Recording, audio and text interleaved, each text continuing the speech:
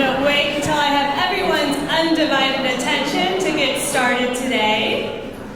I'm stepping in for Darwin Roy, who's the president of City Club. I'm the vice president of City Club, Vanessa Fry. I'm also director of Idaho Policy Institute in the School of Public Service at Boise State, and welcome to today's forum. I'm going to begin by acknowledging the ancestral, cultural, traditional, and unceded territory of the Shoshone, Bannock, and Northern Paiute people on whose land we are meeting today. City Club brings people together for nonpartisan community conversations about local, state, and national issues that matter, because things happen when people start talking and listening. Please join me in thanking our current members and donors and today's forum sponsor, Idaho IGC. Thank you.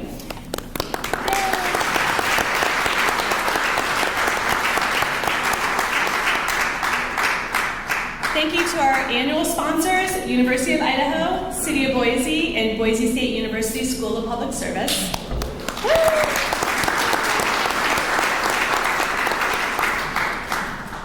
And then our 2024 Forum Series sponsors include AARP Idaho, Clifton Larson Allen, Idaho Education Association, Micron, Select Health, Small Mind Development, and St. Luke's Health Systems. Our Hidden History sponsor is Cap Ed Credit Union, and City Club of Boise receives grant funding from the Idaho Communities Council. The Osher Lifelong Learning Institute at Boise State University is our community partner. Thanks also to our media partners, Boise State Public Radio and Idaho Public Television, as well as KTVB. So let's give them all a round of applause.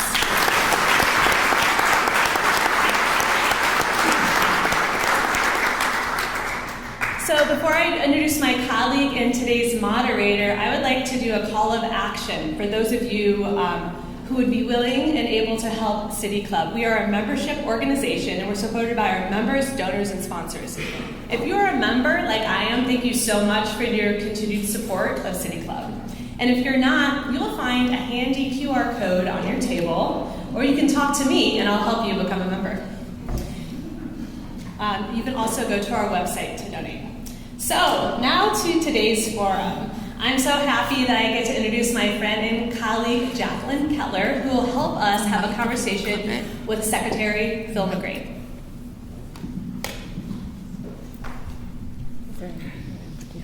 The WebEx just cut out, and so this is going. This is our backup for Boise State Radio. All right, we good now? All right. Hi, everyone. Welcome. We are so excited for today's forum. Today is National Voter Registration Day. What a day! What a great way to celebrate, to come together to talk about Idaho elections and voters. And I'm very excited to hear Secretary McGrane's presentation. Phil McGrane is a fourth-generation Idahoan who loves this state. His happy, honest approach to public service earned him the opportunity to serve as Idaho's 28th Secretary of State. Phil has definitively earned the title of Elections Junkie, which I love. Phil's various efforts in public service have been recognized and celebrated by Time, Best Places to Work in Idaho, TEDx Boise, Fast Company, and even Food and Wine magazine for his food truck voting. And I want to know, as someone training people that want to work in public service, it's always wonderful to have role models like Secretary McGrane to illustrate, what it means to work and care about serving the public. For today's forum, Secretary McGrane is going to discuss the tools and resources the Secretary of State's office has developed recently. After his presentation, I'll moderate questions from you all. So you may see cards on your table. You can write your questions on those, and we'll have people come around and pick those up. And then after Phil finishes, I'll moderate and find some key themes in those questions for our discussion. I'd like to remind our radio listeners that you're listening to the City Club of Boise Forum Idaho Votes, preparing for elections in 2024, featuring Secretary of State Phil McGrane. And without further ado, I'm going to turn it over to you, Phil.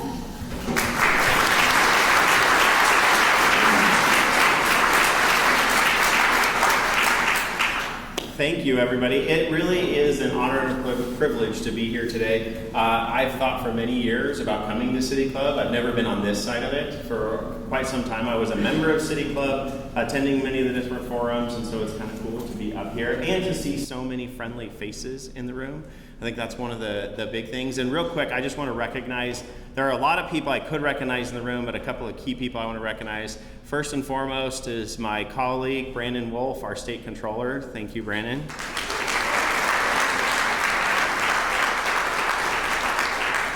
I also just want to introduce and recognize a couple of members of my team. Nicole Fitzgerald. Nicole is my chief deputy. She's my right hand.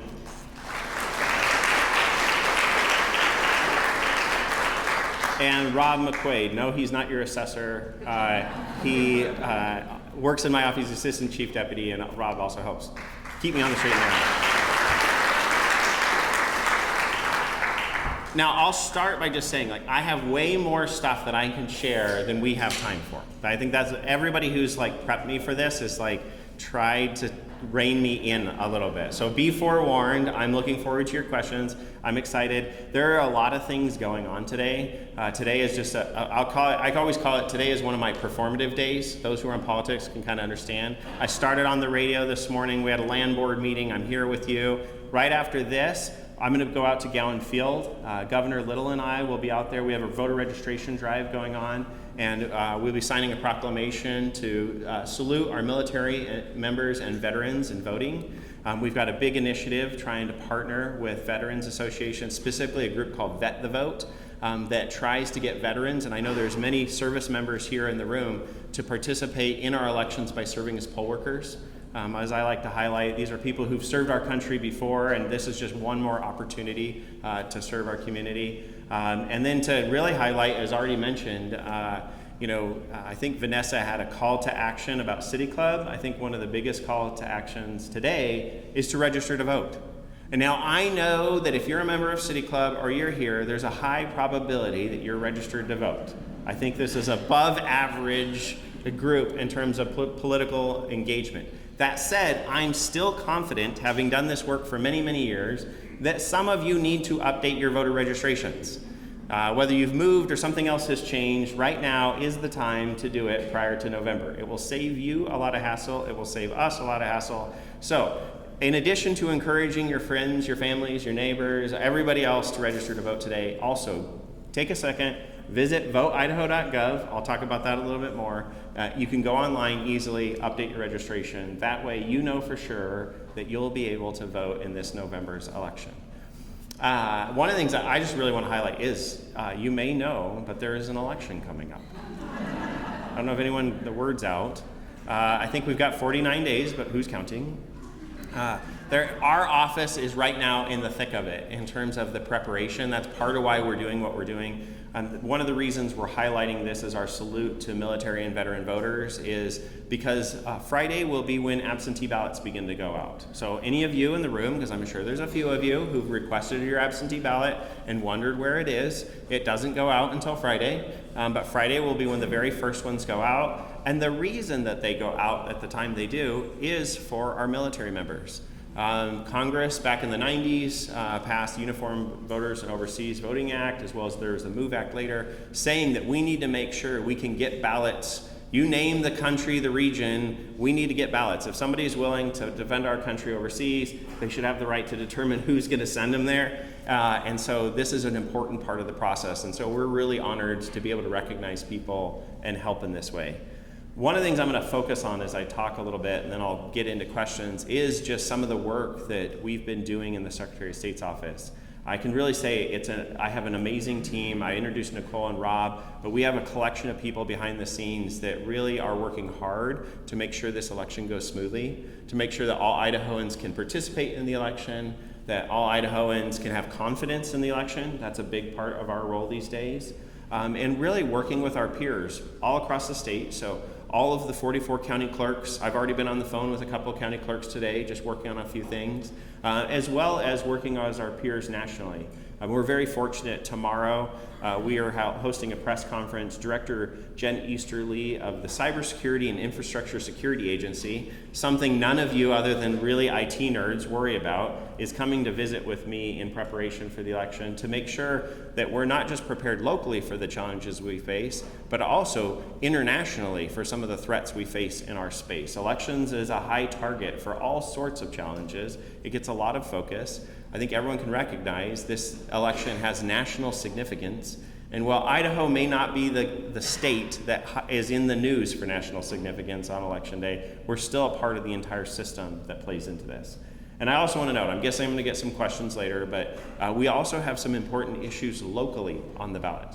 One of the groups I didn't introduce, but it looks like we've got at least half, if not more, of the District 15 candidates here in the room. It's a bipartisan effort, so thank you all. One of the things, District 15, so for those who aren't familiar, that's up on the bench. Kind of your like, if you picture like Ustick Road in Boise and just kind of draw a circle around there, these guys might dispute that. But it's roughly that region. It is the most competitive district in the state, has been for some time now. This is where general elections have a huge impact, and I know the candidates are all working very hard in these races at this time. We've just got a lot going on. So it's exciting to be here and to talk about elections. Now, one of the things that we've done that I want to highlight is what you see up in front of us. I'm going to hit refresh here and just get it up, is back in February, we launched a brand new voteidaho.gov website. This really has been one of my key visions coming in and serving as Secretary of State, was to provide more information to the public and to voters. And this is a part of that effort. The state has had Vote Idaho before, so a few of you are like, what do you mean, this isn't new? But I think those of you who use it can say, oh yeah, it's different. Like there is a different look, a different feel. It's not just that piece of it, but it used to be in the past, if you wanted election results, you had to go to one place. If you wanted to register to vote, you had to go to a different place. If you were a candidate and you were running for office, you had to go someplace else. If you wanted to find out campaign finance information, you had to go to a different spot. What we've done, and part of my vision, was just to bring this all together. I really want Vote Idaho to be the one-stop shop for Idahoans when it comes to voting. So regardless of what your question is, regardless of what your role is, whether you just moved here to the state and you're brand new and you want to learn how you get registered and get engaged, visit voteidaho.gov. If you're a candidate and you're running for office and you want to file to run for office, or you want to get some of the tools we provide candidates about information, visit voteidaho.gov. Or Vanessa Fry was up here. If you're really nerdy, oh wait, where's Matthew May? That's better. If you're Matthew May and you're as nerdy gets when it comes to elections, you should wear that with pride, Matthew. You can go and see Gabe's visualizations. He used to be a colleague of theirs and who now works on my team, to see all the cool data stuff that we're doing in the office. So we're doing a lot of fun things. This kind of serves as the hub for all of that. And that's some of what I want to share today before we get into some of the questions. So like I said, we've got a lot going on. It is National Voter Registration Day, so it's easy enough. If you go up here, you can go to register to vote. We're very fortunate in Idaho. You can go online, update your registration. And I will say, you know, for those of you, I don't think this room is probably my greatest skeptics that I run into, but I could be wrong. We have a lot of cool tools. When you go through that process, we are actually validating your information against the Idaho Department of Transportation in real time. So it's part of, we're doing all sorts of security checks all the time, continually managing our elections process to make sure that everybody's legitimate, the process is secure. I think that's one of the important things to highlight. If we scroll here, I'll note, there I am. I was wrong, it's not 49 days. We've got less than 49 days to go. For those candidates who are running for office, I was talking to Dory Healy. I think she wants this clock to pick up the pace a little bit. We're in the election season. And I'll just highlight too, we, back right before the primary, we broke 1 million voters again. That number will continue to rise. I expect to see a big spike in voter registrations coming in today with National Voter Registration Day. Now the trivia piece is, today will be a test to see how many of you can go get new people to register to vote. Now we actually have a benchmark for this that is just, fun trivia, is after Taylor Swift's text the other day, we actually saw, I think it was like 38,000 registrations come into Idaho just based on her tweet. Like, so the question is, can Idaho on National Voter Registration Day beat Taylor Swift? That will be the test. That is a very high bar, I know that. My daughters would be rolling their eyes right now at me. But that is the standard. You know, we have to have benchmarks. This is what we use in the Secretary of State's office. One of the cool things I want to highlight, though, so, I mean, you can see the tabs. There's a lot of voting information, a lot of key tools to assist somebody in the process. But beyond that, I am an elections junkie or an elections nerd, whatever label you want to place, I will accept it. I have a passion for this stuff. For those of you who aren't familiar with me, I've been doing this for a little while. Right out of college, I landed in a job at Ada County Elections training poll workers. I think there might even be one or two of you in here who remember me with air providing poll worker training. It's been a little while. But I've had the opportunity. I was on Kevin Miller's show this morning, and I'm kind of surprised we got down this rabbit hole, but he brought up, we ended up talking about the 2000 election, the hanging Chad in Florida. And I believe I'm actually one of the last few election officials in Idaho who actually ran punch card machines. I don't look that old, but somehow I've been doing it that long. And so I've been a part of this process. I've worked my way up through the ranks, as you can see. And it really puts me in a unique position in this role. Now that I've engaged with my peers, I meet with the other secretaries of state a couple of times a year, and I'm engaged in a couple of efforts on that front. It's surprising. Most of them come from the legislature. Most of them are policy people. There's a few of us. I always like to highlight Maggie Toulouse-Oliver. She's the Secretary of State of New Mexico. Her and I's resumes look the same. I'm just a Republican, she's a Democrat, but we can connect because we are policy wonks in this turf. And it's important right now with so much scrutiny on our election system to have people who really know the guts of the system, who've been at the ground level. I can say I know, working with the county clerks around the state, even when we don't agree, they appreciate that I have some empathy and perspective on what it's like to deal with some of the challenges that come up, because the things we deal with aren't the things that you necessarily expect. I'll give you a really good example, because I just ran into at the land board meeting, we had some timber folks that dealing with fires. Brandon and I got a fire update this morning. And you're like, what does wildfire have to do with elections? That's a great question. And that Rob wondered the same question on his very first day, because about a year ago, it was the August election. We were touring some counties, and really the county clerks, so Trent Triple here in Ada County, they're the ones doing the work. They're the ones rolling up their sleeves, getting the ballots out, setting up the polling places, making it possible for you to vote. We're providing like high-level support for all of that, the tools, the technology, and triaging issues. Well, interestingly enough, last August, we get a call from Clearwater County because there is a wildfire entering Orofino on Election Day. And the polling place is the evacuation site for the wildfire. And we need to relocate the polling place so that the evacuees from the city can take over the spot. And surprise, those are not in our regular basic training manuals. This is when you call the Secretary of State and say, Phil, what do we do? Right? And so Rob and I are triaging the election code, working through it, and these are the kind of interesting things that nerds like me get to engage in when it comes to our elections. Now, getting back on track, I want to highlight one of the cool things. So I mentioned that we've now put election results. Surprisingly, February was the first time that election results were ever featured on the Vote Idaho website. That seems like it should be obvious, but we're there now. We now have those tools, but we also have a bunch of data and dashboards. As a nerdy person, and Matthew can attest to this, we have a cool page. So under our election info and results, right here, all the information I'm sharing today is available right now. If you want to pull it up on your cell phone, I don't encourage that. I would encourage you to listen, but you can look at all of this. So for some of you, some of the information I share, our data and dashboards page, later this evening, you can stay up all night and geek out all you want into the wee hours, right? There is some really cool stuff. So Gabe Osterhout, he's our data visualization specialist. It's a new position in our office, really to be able to translate a lot of the work we do. As I put it, he works in spreadsheets, I work in pictures. There's a lot of harmony here because I can now translate some of the information that we have. And I want to touch on a couple of things, and I'm mindful of time. One is just, I think this is important to highlight, is just what is happening in our state. What's the makeup of the state of Idaho? This isn't what I want. Like, I gotta pull the right, where's the voter explorer? There it is. Okay.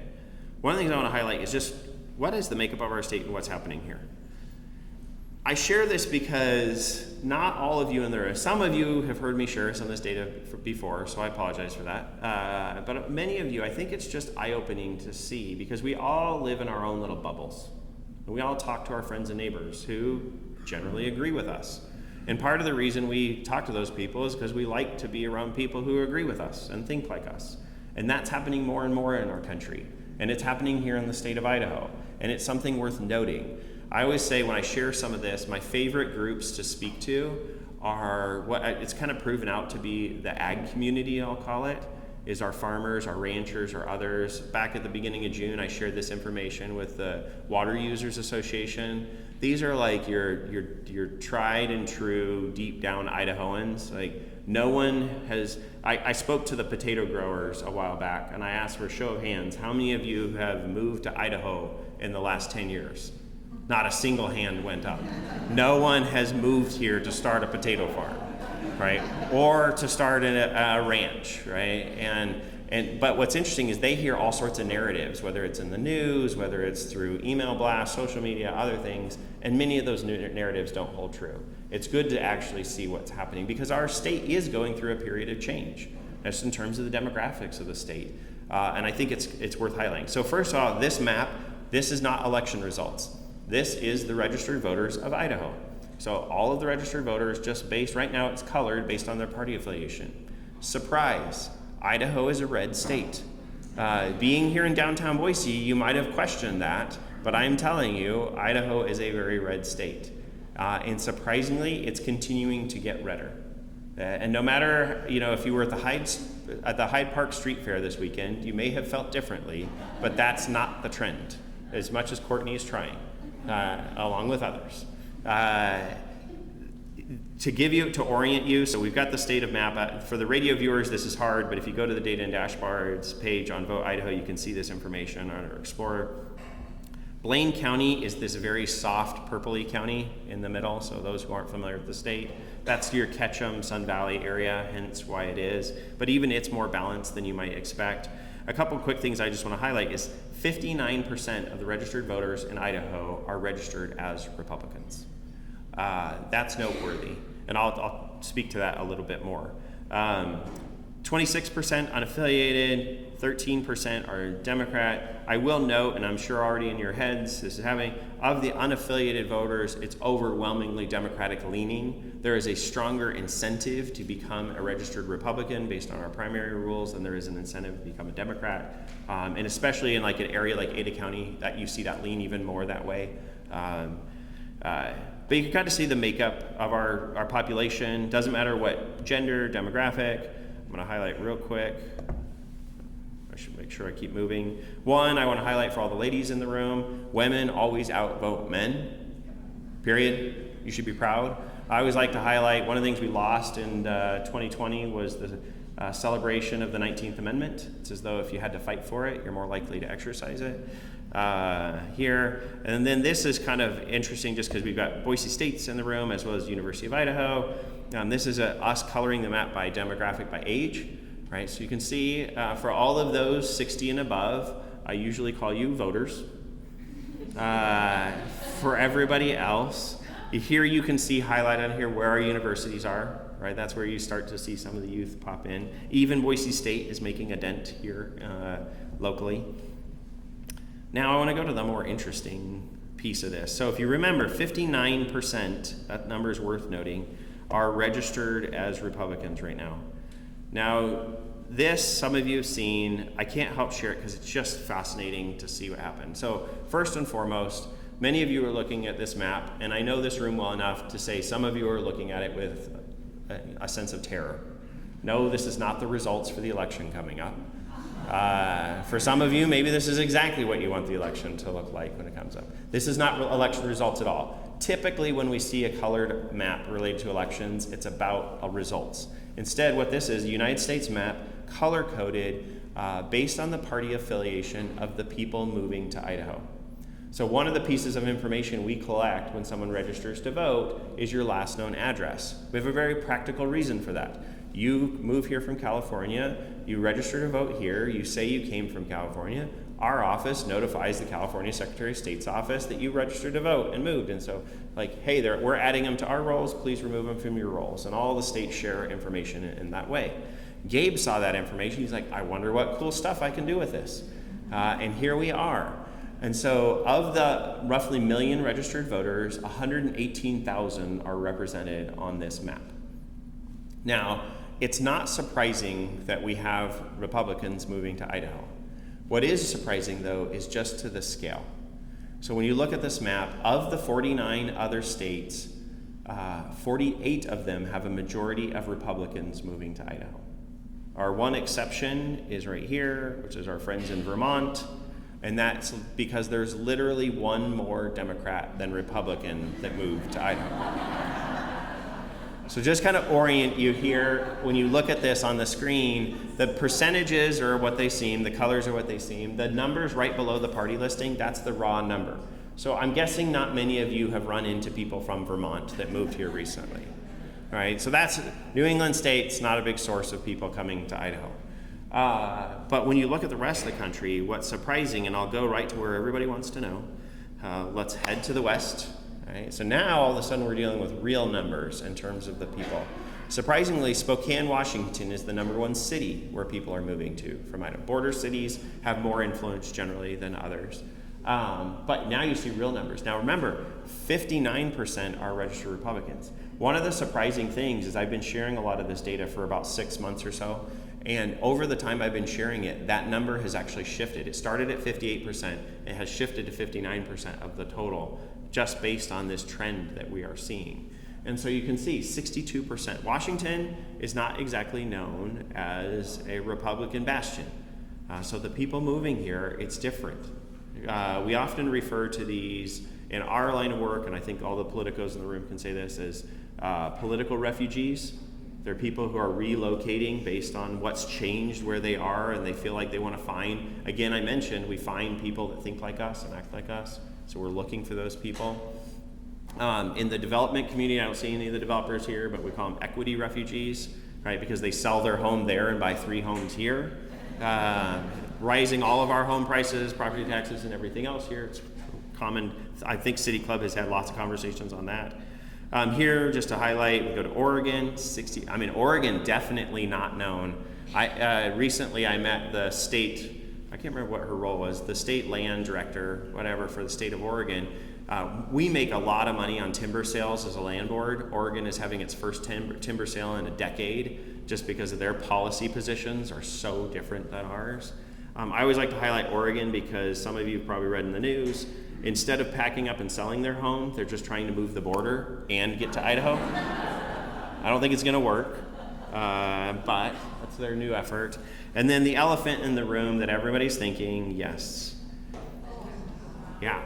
So one, it's true. It's a fact. The majority of people moving here are from California. You didn't make that up. Like, it is overwhelmingly Californians moving to Idaho, by far the biggest block that we see. You can look at the makeup. What I think is really interesting for all of us, and to kind of wrap things up here soon, is just what that means for us as a state.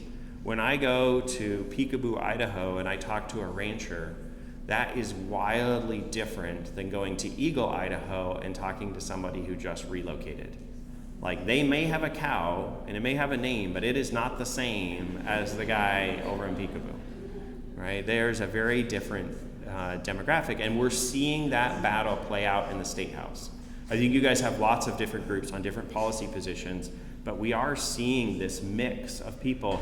I encourage you to have like some recognition, some empathy, and maybe 1 or 2 of you in the room fit this bill of the person who grew up in Orange County, California, the former home of then Republican Governor Ronald Reagan, right, worth noting, used to have oranges outside the grocery store. It has changed. The demographic, that community has changed. And there's people who are like, I can't take this change anymore. And they're looking to find places where they can identify with. And I think if I were in Colorado giving the same presentation, it would be the very same map. It would just be blue instead of red. right? Because we're doing this self-sorting. We're even seeing that self-sorting happen here, both within the state as well as within the Treasure Valley. The people who choose to buy a home in the North End or the East End are different than the people who choose to go out to Eagle or to Star or to Middleton. And so, I mean, it's interesting. I'll finish with one note. Like, shortly after we launched this, it was fascinating. It was validating. That might be the best word. The Los Angeles Times, hopefully some of you saw this, did a feature story on the Eagle, Idaho mayor's race. Like, why on earth would the LA Times care about Eagle, Idaho? And it's because they had done their own data analysis. And one of the things they looked at was they were looking at their pension program, the CalPERS. It's like Percy for Idaho's pensions. And they were looking at where does the money for retirees go? Now, most of the money goes back into California. People retire where they, worked. But then they looked everywhere outside of the state of California. And the number one recipient of California public money in the United States is the 83616 zip code, Eagle, Idaho. And heck, if there's anybody better in the room to tout this, the fact of itself, Matthew's mother is the only member of the Eagle City Council who is not formerly from California. Right? It's crazy.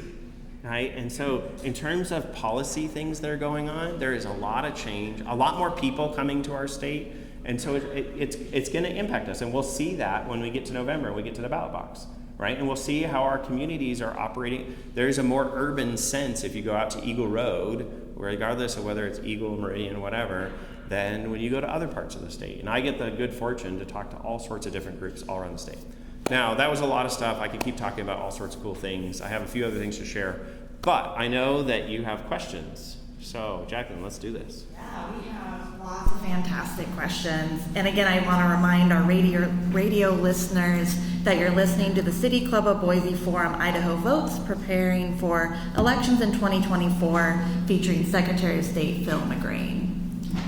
Some feedback, it sounds like. All right, so I think we'll start with some questions about voter registration, since it's National Voter Registration Day.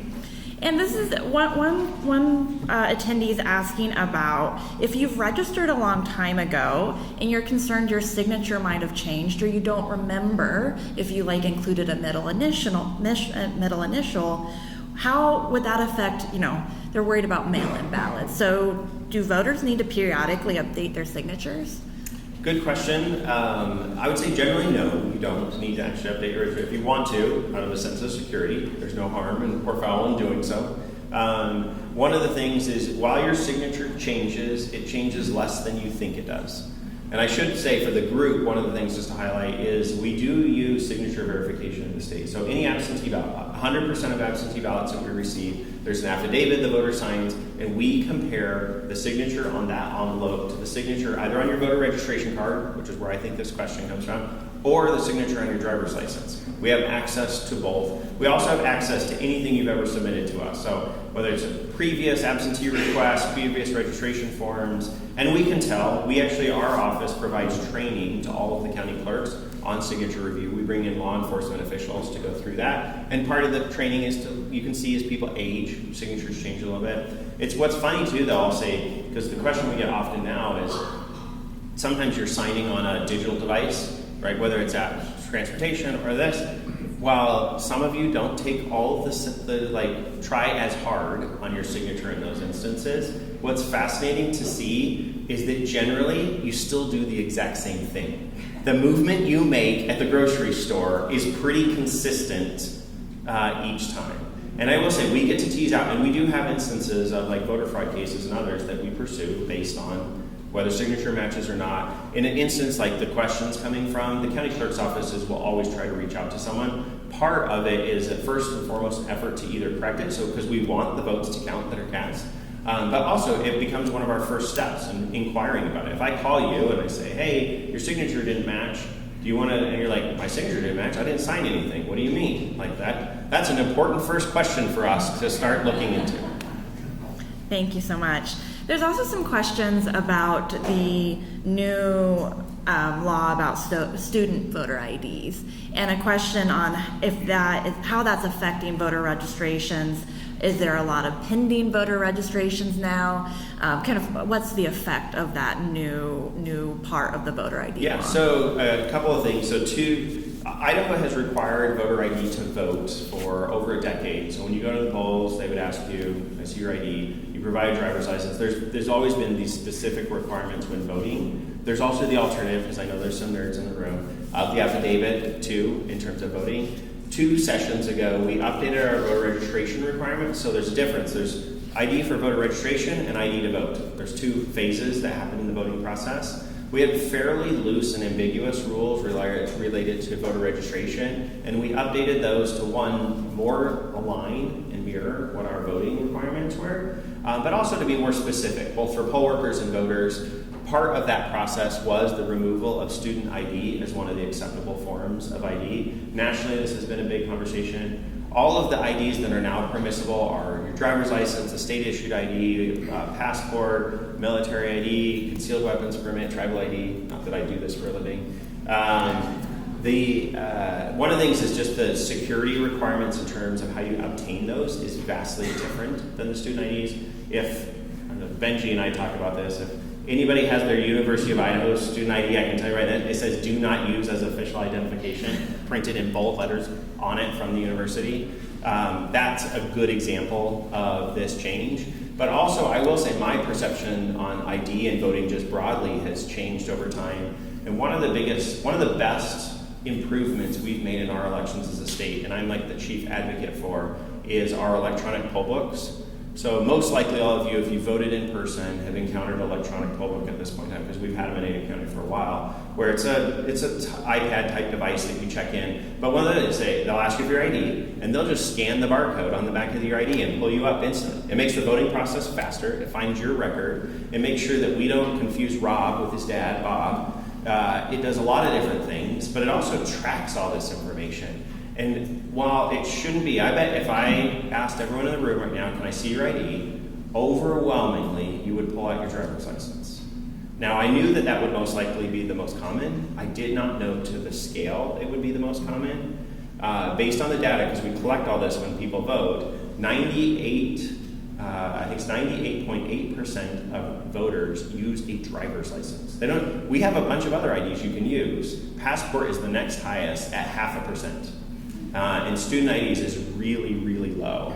And so part of it, one of the things we did at the same time we made that change is there is now, and I think this is important for this audience, like Lupe, AARP's in the room, we highlight this because actually her members are probably some of the best people to take advantage of it, is we now have a free ID that's available. So anybody who needs a free ID, you can go get one. It doesn't give you the privilege to drive, but otherwise it's identical to a driver's license and can be used for TSA, for doing whatever, opening a bank account, anything else. It's a free ID available from the state based on the changes. Great, thank you. We know that our elections in the United States are decentralized, but do you want to talk a little bit about how the Secretary of State's office, like what your involvement is in elections compared to like the local level? So a little bit of, on election day, what's the Secretary of State's office involved in? Yeah, that's a great, thoughtful question. It is decentralized. One of our greatest strengths in our election infrastructure, I mentioned Director Easterly's coming, is our decentralized system. Every state gets to set their rules and do it. Even within states, you have differences in decision making. It's one of our greatest strengths. It's also often one of our greatest weaknesses, because there's this, and I will say, I sit right at the center of this tension between supporting the counties and having some autonomy, and then me wanting to have some standardization, and then nationally, we all kind of why don't we do things more like each other? Because if you compare Oregon and how they vote to Idaho and how we vote, it is pretty different. It's just different policy realm in terms of how voting works. I kind of sit in the center. So the Secretary of State's office, our system really used to kind of be diffused. When you think of your polling place and precinct, it really dates way back to some of the founding of our country in terms of how things used to work. So I always trivia question, this will be a test to see anybody who watched any of our TV ads during the primary. Anybody know why we vote on Tuesday?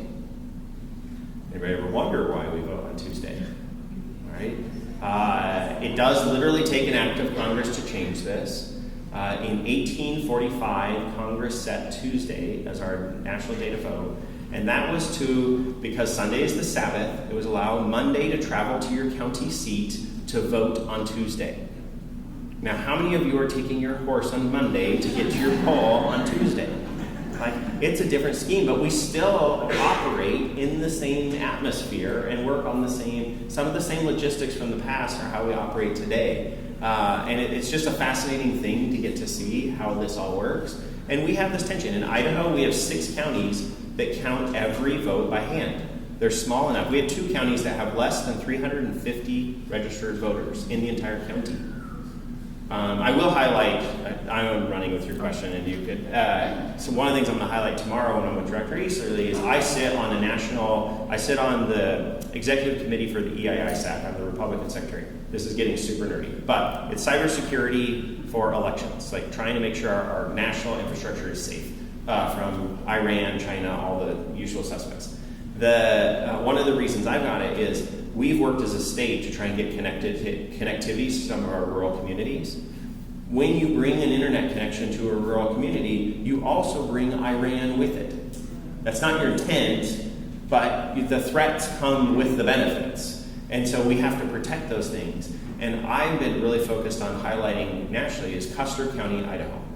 So Custer County is 4,900 square miles in terms of its geographic size. It's roughly 4.5 times the size of Rhode Island. There are 4,200 people. So that means each person has a square mile. A lot of those square miles are on fire right now. It's not only that, but it's super rugged. If you've ever been out, this is the Sawtooth, right? Some of the most beautiful parts of our country, but also some of the most difficult. Like if you've ever tried to make a cell call in Custer County, it's not easy. And yet we need to provide the resources to protect their cybersecurity infrastructure because Ada County, or the Secretary of State's office, is vulnerable based on the infrastructure in Custer County. The nearest IT support for Chalice is almost 3.5 hours away in either Twin Falls or Boise. And so this is one of the challenges that we have to face as we try to build up our system. It used to just work like you did your thing, we did our thing. Now we're all networked together. That provides a ton of benefits in terms of managing our information, protecting our systems, but it also presents new threats that we have to protect from. That's great, and moves really well into a bunch of questions about election security, several of which are asking about poll workers and protecting poll workers, or how to keep, voting locations free from violence. But also, someone asked if they can be arrested for being a poll worker. So kind of thinking about safety and security of poll workers. Sure. First and foremost, right now, we need poll workers. So if any of you are interested, visit voteidaho.gov. You can go to our website and sign up to be a poll worker, all part of our one-stop shop. So I'll just put in my plug. We need more poll workers. I think it surprises people. I mentioned Vet the Vote. Some of the efforts we're doing this week with veterans is to recruit poll workers. For this election, it will take over 5,000 Idahoans to be willing to serve at the polls in order for the rest of us to be able to vote. I always appreciate this part because this is where I got my start, was training poll workers. Right? So I have a personal passion for this space. One of the things, I always like to highlight, I sit up here and talk about elections, I get to deal with some of the challenges that come up, but the people who are really the backbone and infrastructure, the people actually executing our election laws, are the poll workers at the polls. They're the ones issuing the ballots, they're the ones checking IDs, they're the ones making the whole system come together and work. So just quick show of hands, how many of you have served as poll workers in the past? All right, thank you. Yeah. And we need more. I talked to Trent Triple. We're here in Ada County. Trent needs more poll workers. So if you're interested, there's opportunities available. Now, I will say one of the things, this has actually been an interesting topic with my colleagues, when I say that, the other secretaries of state, in terms of security, first and foremost, in Idaho, we have not had issues with security at the polls. We haven't had threats on poll workers. We haven't faced anything. Now, that doesn't mean we haven't had, because I heard somebody kind of prep me for this, but it doesn't mean we don't have cross-sections of people who come to vote, right, and different things, but we really don't. And I actually, from some friends here who are in the room, they asked me, like, have I gotten threats? Some of my peers have faced abhorrent things. But no, generally speaking, like, we've had some small things, but it's not like that.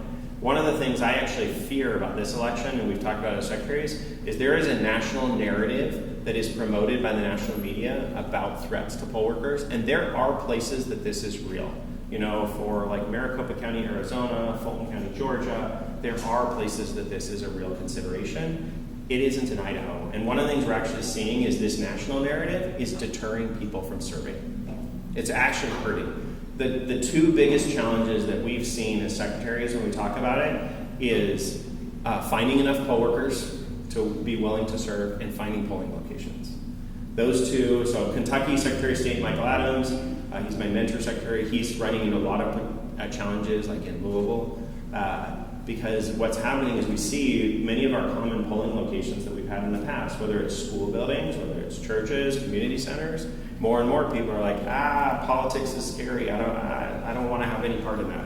And we're like, wait, we're apolitical. We're just trying to help people vote. This used to be really considered an important civic responsibility and a way to support the community, but more and more the polarization in the country is bleeding into things that aren't meant to be polarized. And so I worry, and anytime I'm asked by the media, is to say, like, this just isn't Idaho. That's part of what makes it a blessing to live in Idaho, is that we live in safe streets and safe communities. My favorite thing, and this is a testament to the city of Boise, we've had some national people come in. We had an elections training back in July where all sorts of election officials from the country came to the Boise Center and did trainings. And like the people were remarking, like they're wandering around downtown and they're just like, they couldn't believe it. Not only was it safe and they just felt like it was amazing, but like there was a Live After 5 and there was all sorts of other cool things going on in our community. And I can tell you that's the same in other parts of the state as well. Like we're very fortunate to live in Idaho. And so hopefully those national stories don't deter those of you in the room from serving at the polls. Thank you. And you've been touching on pieces of other questions as well. We've gotten several questions about voter fraud. And if it's a big issue in Idaho, do we have evidence of non-citizens voting in Idaho, those types of things? Sure. Somebody asked me this Monday, it was a reporter, but I'm on record, I'm going to continue to be on record, to say one of the most challenging narratives in the election space is, number one, and I'm sure this is where many of you are thinking, that there's rampant voter fraud. There is not rampant voter fraud. I ran into a poll worker at church on Sunday, and she was saying how she had a debate because someone she ran into in her neighborhood was saying how all these dead people were going to vote. There are no dead people voting in Idaho. We are one of the many databases that we check against is Vital Statistics to remove dead people from the vote list. But the other part is when you get to some of the advocacy groups and you hear or national media is to say there is no voter fraud. That is also not true. And I think that's important to hold. There are instances of voter fraud. People do things, but it's not on the scale that it's always painted out to be. And we have a lot of safeguards in place to protect it. Number one, I got a question from one of our contractors recently about how we set something. I was like, our number one goal is just to stop it, to prevent it. Rather than try to catch the bad guy, just stop the bad guy from getting in, right? And we have locks in place and we have monitors in place. I always like to share, like when you think of security, think of a security camera. A security camera doesn't actually stop anything. It just detects and makes you aware of something may have happened. We have similar tools in the space that we're monitoring this. But we do have instances that we do pursue. I mentioned signature verification because it's one of my favorite stories to share. Is in the 2020 election, we had a very, very close race here locally. It was the ACHD. So ACHD is back on the ballot. I think we have some rematch of the same race. Heaven help me. I say that because in that race, 2020 gets a lot of attention for the presidential election. In that race, it was 2 votes apart out of 40,000 ballots cast. That's less than 0.005% difference. And in our line of work, we are expected to have perfection. Right? And so we went through the process, did the recounts, all that. I'm happy to say the results it worked the way it should. But in there, what's interesting is we had rejected 3 absentee ballots. One of those was one of the voter fraud cases we pursued. And it was because the signatures didn't match, going back to the earlier story, right? The one was a beautiful flowing signature on the ballot. The other one was a hot squiggly mess. The voter was an 18-year-old male. And sure enough, it didn't take us very long looking through records to determine that mom had voted her son's ballot. And it doesn't matter what your relationship is, you still only get one vote. We do have safeguards in place, and we do pursue these things. And our office provides support for the counties. We work with, whether it's Jan Bennett and local law enforcement on these things. But again, it's not at scale. And it's not at scale because we have the systems in place to protect the process. Great, thank you. We've gotten a lot of questions about ranked choice voting, and we had a forum. City Club had a forum a few weeks ago. So you've already got all the answers. Yeah, well, we'll see. There's a lot of questions on how difficult it would be to implement and run, and differences in cost estimates, and whether it's kind of the variety within Idaho or what the cost has been in other states. And so I didn't know if you want to speak a little bit about, I mean, I will this is speak kind of about hypothetically, but so I'll start with that part. There's probably more. I could probably do a forum on this myself, in addition to the one you had before. I think one of the things that many of you have probably read about, maybe not. I wrote a letter to the legislature talking about this. Most of the arguments, and you're going to see this coming up. Probably the issue that's going to get the most attention on the Idaho ballot coming up is Proposition 1. I think lots of you are either engaged in the process, having discussions, reading about it, lots of strong feelings. Many of them are going to be very solidly grounded in very philosophical views about what this means in terms of who can participate or the direction that this will take the state or other things all around. The nature of my letter to the legislature was to talk about just the practical implementation, like what does it mean to implement what is being proposed. It made this the Proposition 1 makes changes both to the primary election process as well as to the general election process. It changes the format of the primary to a combined, I think it can reasonably say, to an open primary. You'll hear advocates on that front in terms of the open primaries piece. All candidates, regardless of party affiliation, would appear on the same ballot together, and then you would pick your favorite. The top 4 candidates would then move on to the general election ballot. So I think for proponents, you're going to hear a lot about the primary. And then for opponents, you're going to hear a lot about the changes to the general election. That's the ranked choice voting piece. In the general election, you would have the opportunity to rank your candidates. So my first preferred, second preferred, fourth preferred. And I can get into that. The implications to doing that, it's actually pretty easy for us as a state to make the changes to the primary process. It's much more complicated for us to make the changes to the general election. It doesn't mean it can't be done. Part of my letter was to say, we can do it. Here's just the considerations that we have to take into place. I will note, my letter is 5 pages. About 2 lines have been read by most people related to cost. And not even all the lines related to cost. Only like 1 line related to cost, even though there's like a whole paragraph or more that discusses the implications of it. I think one of the big things is this is a relatively new, in terms of the contemporary version of this. What's interesting is Idaho, actually in 1910, experimented with a system like this in our primary elections. There's some random trivia for you. Now you really know you've got an election nerd in the room. The modern version of it's been used in Maine and it's been used in Alaska. That's where the focus is. It's been used in municipalities elsewhere. So if you hear about, because I will say I take issue with, Utah often gets brought up. Utah only uses in the local elections. The Proposition 1 does not apply to local elections. It's not an apples to apples comparison. But Alaska is the most similar state to it. Going back to your earlier question about the diffuse nature, I was surprised to learn, and I genuinely was. We've talked to the elections director for the state of Alaska. We've worked through what they did and what we can glean from them. We've talked to vendors and others. Is number one, Alaska doesn't have county government, period. It's a layer of government we have, they don't have. We run our elections at the county level.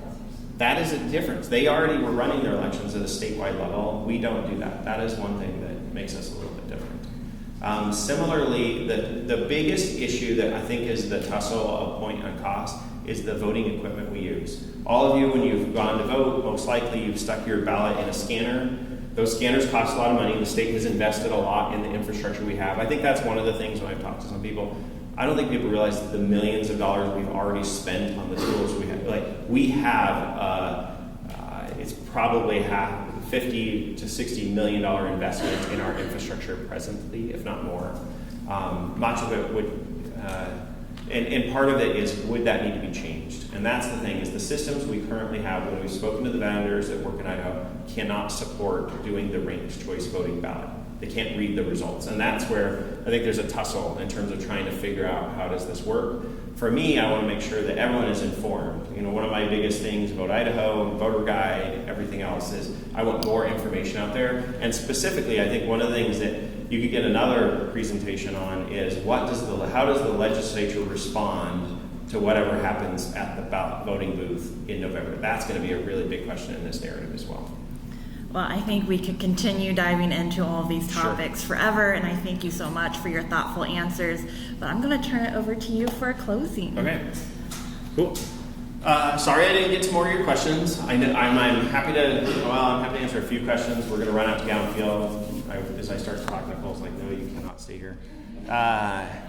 But it really is awesome to be able to join you. Now, one of the things I wanted to share, so today's our salute to military and veterans voters, today's National Voter Registration Day, but today also happens to be Constitution Day. I get questions all the time about a lot of different things, and one of the things, people ask me what has surprised me or everything else. A couple of you in the room have heard me talk about this before. So, let's see, I've got pictures. I can do it the right way. This is one of my most prized possessions. Sorry, it had to be. So, there I am. Some of you may have been there. Capitol steps when I was sworn in out in front of everybody. Funny enough, you get sworn in multiple times, so I did this a variety of different ways in the process. That's me and my son, Andy.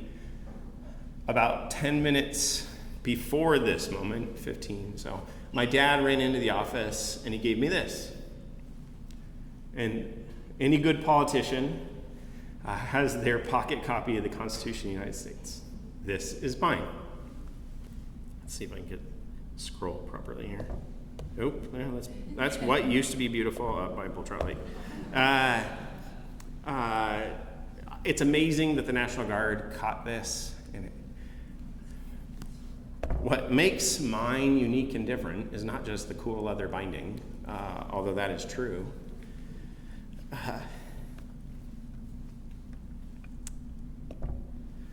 Mine was handwritten by my father.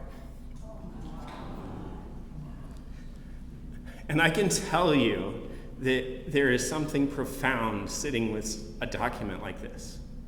I truly believe that this is divinely inspired, and it has gotten us through so much as a country. Like, it's important, especially right now. I think with the news on Sunday of yet again an assassination attempt, our country has been through a lot before. America is an experiment, and it continues to be. But in order to be able to do this work, you have to believe in this country and believe in its people. And I believe, in the 1800s, we took arms up against each other. In the 70s, we didn't just see assassination attempts, we saw successful assassinations. I think our country has been through a lot. I know that this is a trying time for all of us, and someone who does this work can appreciate that more than just about anybody. But I really believe that we will be stronger and we will come through this together. So, highlighting National Constitution Day, I want to thank you all for having me, and just please encourage your friends and family to register to vote today. And don't forget to vote on November 5th. Thank you.